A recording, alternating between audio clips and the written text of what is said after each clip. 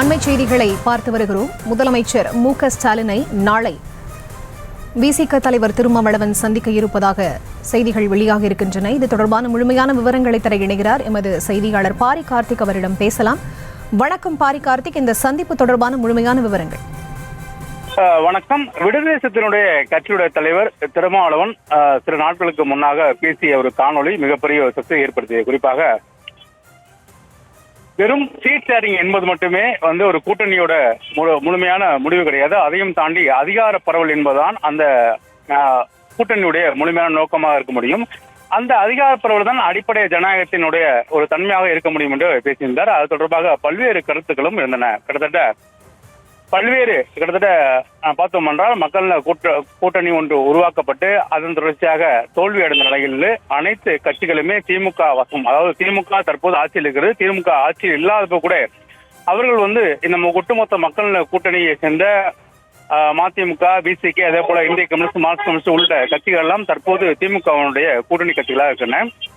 இந்த கூட்டணி கட்சிகள் தொடர்ச்சியாக அனைத்து தேர்தலுமே வெற்றி பெறுகின்றன. நடந்துபெற்ற 2 நாடாளுமன்ற தேர்தல், 2019 நாடாளுமன்ற தேர்தலாக இருக்கட்டும், தற்போது நடந்த 2024 நாடாளுமன்ற தேர்தலாக இருக்கட்டும், அதே போல 2021 சட்டமன்ற தேர்தலாக இருக்கட்டும், அது தொடர்ச்சியாக உள்ளாட்சி தேர்தல் உள்ளிட்ட அனைத்து தேர்தல்களிலுமே இந்த கட்சிகளானது அனைத்து வெற்றிகளையும் பெற்று முதலமைச்சருக்கு மிகப்பெரிய மகிழ்ச்சி உருவாக்கியிருக்கின்றன.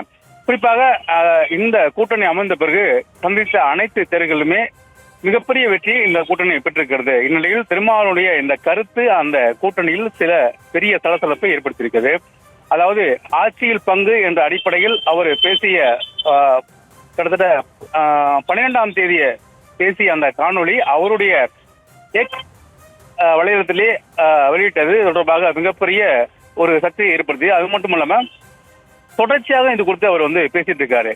எனவே அதன் அடிப்படையில் இந்த கூட்டணி பிளவு வருமா, இல்ல இந்த கூட்டணி முடிவடைந்து விடுமா என்ற அடிப்படையில் பல்வேறு சர்ச்சைகளும் கேள்விகளும் எழுந்த நிலையில் அது தொடர்பாக திருமாவளவன் பேசும் பொழுது அதாவது இந்த மாநாடு முதலாக அந்த அக்டோபர் 2ஆம் தேதி மது ஒழிப்பு மாநாடு என்று ஒன்று கள்ளக்குறிச்சியில் துவங்க இருப்பதாக திருமாவளவன் கூறிய நிலையில் இந்த பிரச்சனை ஆரம்பித்தது.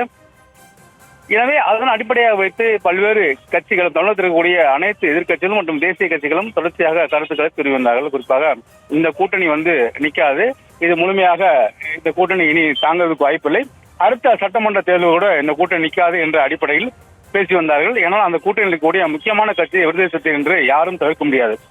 அதே நேரம் இத்தகைய அறிவிப்புகள் வந்த பிறகு அவர் தொடர்ச்சியாக இந்த மது ஒழிப்பு மாநாடு கள்ளக்குறிச்சியில் நடத்த போவதாக தெரிவித்த அடிப்படையில் பல்வேறு, அதாவது அதிமுக. விவரங்களுக்கு நன்றி பாரி கார்த்திக். செய்திகளை உடனுக்குடனும் துல்லியமாகவும் தெரிந்து கொள்ள சப்ஸ்கிரைப் பண்ணுங்க.